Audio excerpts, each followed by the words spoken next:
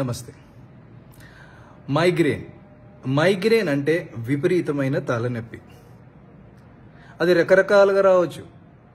కొంతమందికి left side వస్తుంది, ఎడం పక్కన వస్తుంది, కొంతమంది కుడి వైపు వస్తుంది, కొంతమందికి ముందు మొదలై వెనకకి పోయి ఇక్కడ ఆగుతుంది, కొంతమంది వెనకకు మొదలై ముందుకు వచ్చి ఆగుతుంది. ఒక గంటలో ఆగచ్చు, 2 గంటలో ఆగచ్చు.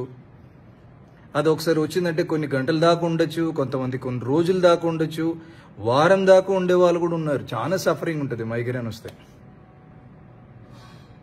దీనికి విచిత్రంగా ఏంటంటే తలనొప్పి వచ్చినప్పుడు చాలా మందికి తలనొప్పితో పాటు వామిటింగ్ సెన్సేషన్, అంటే వాంతికి వచ్చినట్టు అవుతుంది. ఒక సెన్సేషన్ అనేది ఉంటుంది, ఏదో కొట్టినట్టు ఉంటుంది.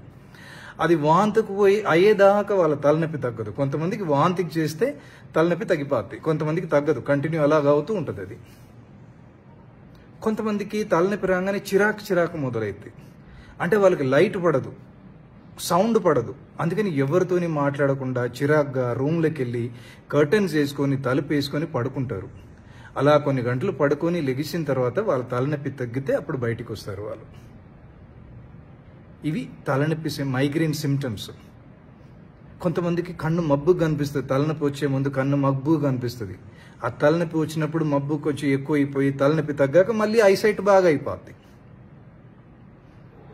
సో ఇది మైగ్రేన్ సిమ్టమ్స్. ఈ మైగ్రేన్ సిమ్టమ్స్ అంటే ఇది ఎఫెక్ట్ ఇది.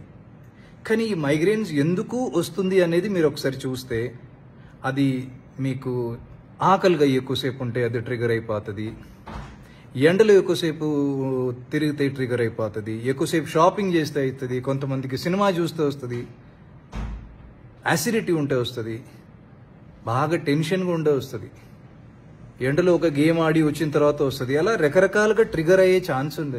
ఈ టెన్షన్ అనేది చాలా ఇంపార్టెంట్. అది చాలా మందికి టెన్షన్ వచ్చినప్పుడు ఈ తలనొప్పి ట్రిగర్ అయిపోద్ది.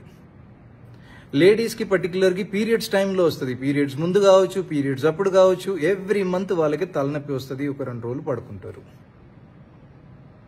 సో ఈ సిమ్టమ్స్ అన్ని పెట్టుకొని మీరు డాక్టర్స్ దగ్గరికి వెళ్తే, న్యూరాలజిస్ట్ దగ్గరికి వెళ్తే ఆయన మీకు మందులు ప్రిస్క్రైబ్ చేస్తారు, మీ తలనొప్పి తగ్గిపోద్ది.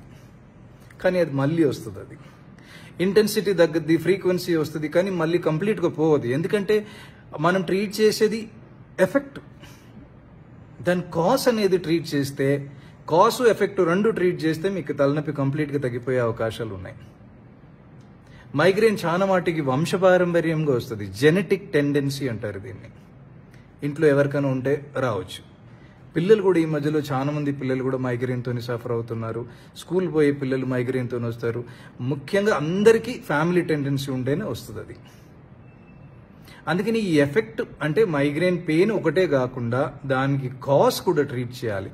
హోమియోపతిలో జెనెటిక్ టెండెన్సీకి మంచి మందులు ఉన్నాయి, టెన్షన్కి మంచి మందులు ఉన్నాయి. సో రకరకాల కాజింగ్ ఫ్యాక్టర్స్ దీనికి హోమియోపతిలో మంచి మందులు ఉన్నాయి. అందుకని మీ మైగ్రేన్ కంప్లీట్గా తగ్గాలి అంటే మీరు ఎఫెక్ట్, కాజ్ అండ్ ఎఫెక్ట్ రెండింటిని కలిసి ట్రీట్ చేశారంటే ఖచ్చితంగా మీ మైగ్రేన్ తగ్గటమే కాదు, కంప్లీట్గా పోవటానికి కూడా అవకాశం ఉంది. Take care.